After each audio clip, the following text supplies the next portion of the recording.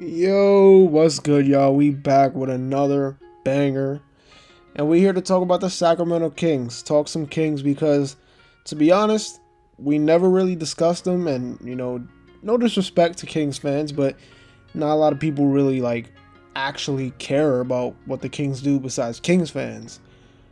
But I recently checked the standings, and I checked and I saw that they were on a 7-game losing streak and have lost 9 out of their last 11 games. Recently just losing to the Knicks, who also have been struggling, so that says something about them. And, De'Aaron Fox hasn't been playing, but they have been getting some positive contributions from Tyrese Halliburton, who's been playing really well recently. Also, Davion Mitchell had himself a good game against the Knicks as well, so I guess that's something to look forward to, even though he's been kind of struggling up and down this season. He's a rookie. I like his defense. I watched the game. Obviously he's a great defender, like they said, coming out of college. But I think if he could get that offensive game going consistently, I think he'll be a really solid player too. But really, we're just going to really talk about the De'Aaron Fox situation because there's been a lot of rumors going around that he might get traded. And to be honest, De'Aaron Fox has had himself a down year. He's been injured as of late also. First, the rumors were Ben Simmons trade talks, but then that got denied a few days ago when Sacramento backed out of trade talks with Philly due to the price for Ben Simmons that they'd have to pay. Then there also is the Domantas Sabonis rumors, which was one of the first rumors that came with De'Aaron Fox. Maybe that can happen. I think there's a possibility that can happen, but we'll see. And then there's also the Julius Randle trade rumors with Sacramento as well, which I think is a possibility, but I don't really know. I can't really say because I'm not a source. I don't work in that field, so I can't tell you, but I think it's possible. I think it'd work out for both teams. I think it'd give the Knicks a point guard. I think it'd give Sacramento a power forward in return that can help them win, and also, a smaller market with less pressure can help Julius out, I think. But there are also a few other trade rumors that, say De'Aaron Fox and Halliburton are the guys Sacramento wants to build with. And I think, that's fine. But with Fox, remember earlier in the season, he voiced his displeasure with the team. And with the logjam at point guard that they have with Davion Mitchell, Tyrese Halliburton, and him, I would look to get rid of Fox. You signed him to that big contract. I don't know if he's worth that big contract. I mean, as the money goes up, it won't be as harmful.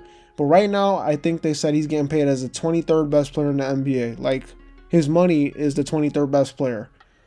He's not the 23rd best player in the NBA.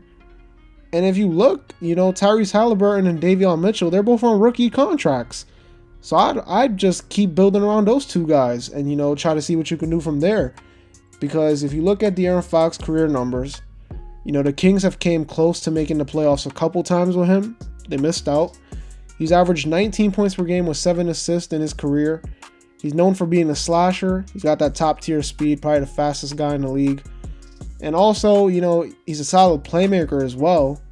The only knock on his game, though, is his defense is suspect at times, and his three-point shooting is really bad. Because he's been struggling in those aspects a lot this season, which is why he's having a down year. But what makes him an intriguing trade target is, number one, his age. He's only 24 years old. He's already established himself as an elite guard in the league.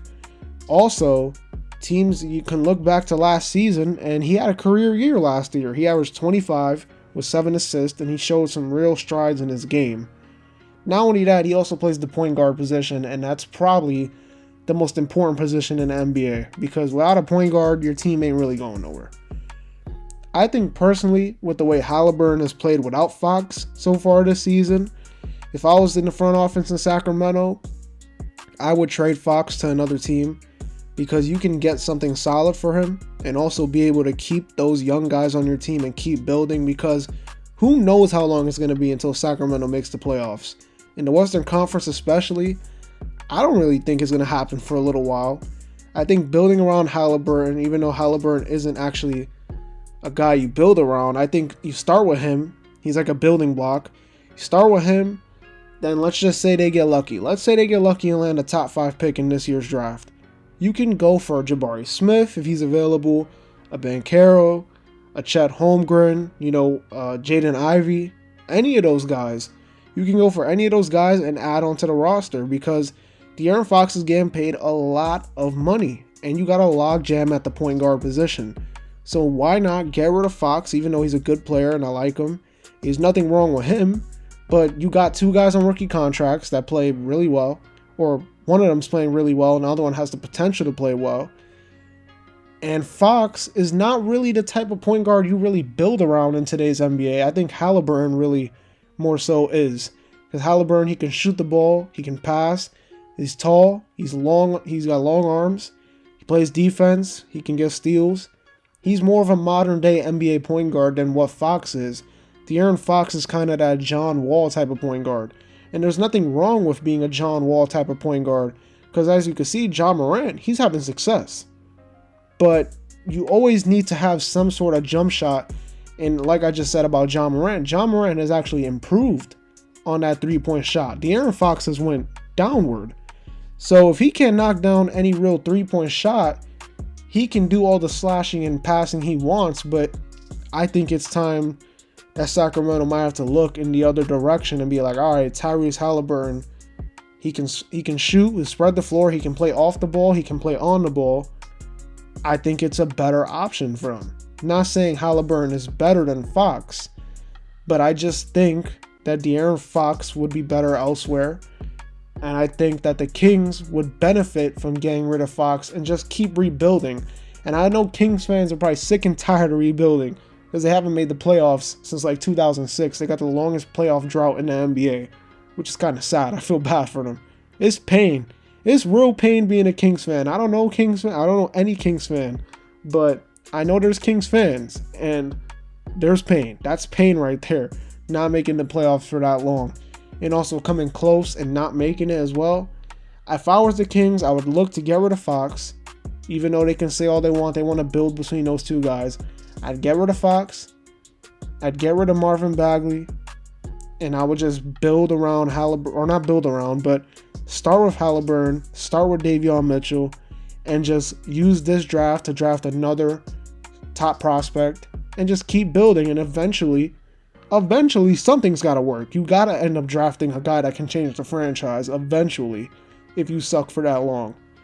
And maybe down the road, Sacramento can sniff a playoff appearance. Who knows? But right now, I just think it's time for Sacramento and De'Aaron Fox to part ways. It's kind of crazy because a 24-year-old parting ways with a team that quick usually doesn't happen, but with the way the modern day NBA is and with the way the player movement is nowadays, it happens. And I think it would work out well for both teams in the long run and in the short term. Anyways, that's going to do it. Don't forget to like, comment, and subscribe. Also follow me on Twitter and Instagram. Link will be down in the description below. This has been the Checkup, where we talk hoops and hoops only. And I'll see y'all in the next video. Peace.